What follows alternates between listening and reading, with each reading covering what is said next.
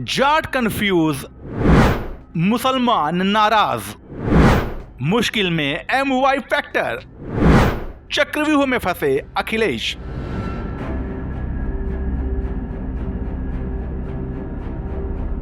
दो 2024 के लोकसभा संग्राम में विपक्ष को एकजुट करने की मुहिम में हर दिन नया पलीता लगता नजर आ रहा है। पहले शरद पवार और फिर नीतीश कुमार के बाद अब सपा मुखिया अखिलेश यादव भी अपना घर बचाने के मिशन में जुट गए हैं। बीजेपी के चाणक्य अमित शाह ने जाट कार्ड का खेल क्या दिखाया? चर्चा है कि अब जयंत चौधरी आम चुनावों में एनडीए का हिस्सा हो सकते हैं। अगर ऐसा होता है तो जाट वोटर को साथ लेकर वेस्ट यूपी में करिश्मा करने की टीपू की मुहिम शुरू होने से पहले ही खत्म हो जाएगी। उधर चर्चा है कि यूपी का मुसलमान भी सपा के बजाय कांग्रेस की तरफ देख रहा है। ऐसे में अखिलेश सियासी चक्रव्यूह में फंसते नजर आ रहे हैं।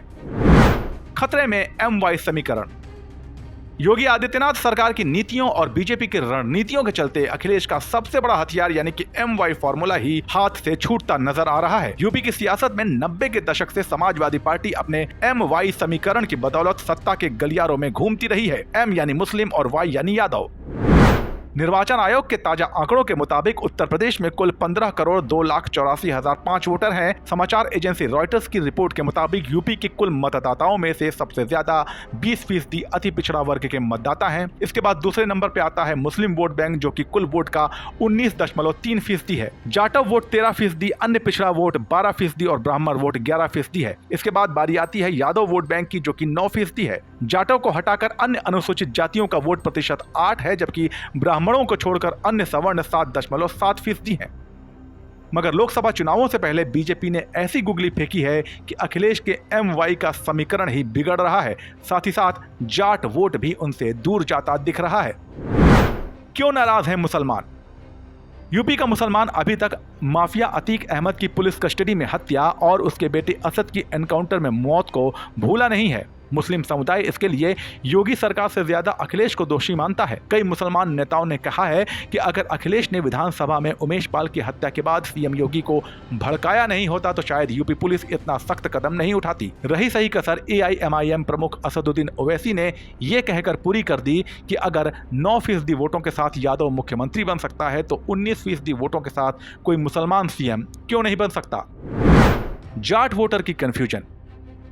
इस बीच सूत्रों के हवाले से आ रही खबरों पर यकीन करें तो वेस्ट यूपी में सपा की पार्टनर RLD आम चुनावों में एनडीए का हिस्सा बन सकती है। सियासत के पंडित मानते हैं कि इस बार जयंत चौधरी लोकसभा चुनाव 2024 से पहले बड़ा फैसला लेकर सबको चौंका सकते हैं। जाट सत्ता के साथ कनेक्ट रहना पसंद करते हैं। खासकर पश्चिमी उत्तर प्रदेश के किसान और जाट नेताओं में सत्ता के साथ रहने का इतिहास रहा है। जाट समुदाय की आबादी पंजाब, हरियाणा, राजस्थान समेत कई राज्यों में प्रभावी मानी जाती है, लेकिन खासकर यूपी के पश्चिमी जिलों में स्थिति बेहद मजबूत है। यूपी में जाट प्रभाव वाले जिले मेरठ, मथुरा, अलीगढ़, बुलंदशहर, मुजफ्फरनगर, आगरा, बिजनौर, मुरादाबाद, सहारनपुर, बरेली और बदायूं हैं। भले ही पूरे यूपी में जाट समुदाय की आबादी 4 से 6% के बीच हो, लेकिन जाट लैंड में इतनी चर्चा इसलिए है क्योंकि पश्चिमी यूपी के कुल वोट में करीब 17% हिस्सेदारी यहाँ जाट समुदाय की है। इस इलाके में 120 विधानसभा सीटें और 18 लोकसभा सीटों पर जाट वोट बैंक का असर नजर आता है। इन्हीं में से 12 लोकसभा सीटों पर जयंत को ताकतवर माना जाता है। ऐसे में अखिलेश की इस दुविधा पर आपकी क्या राय है? हमें कमेंट सेक्शन में बताइए और लोकसभा चुनाव से जुड़ी खबरों के लिए बने रहिए जनसत्ता के साथ। नमस्कार।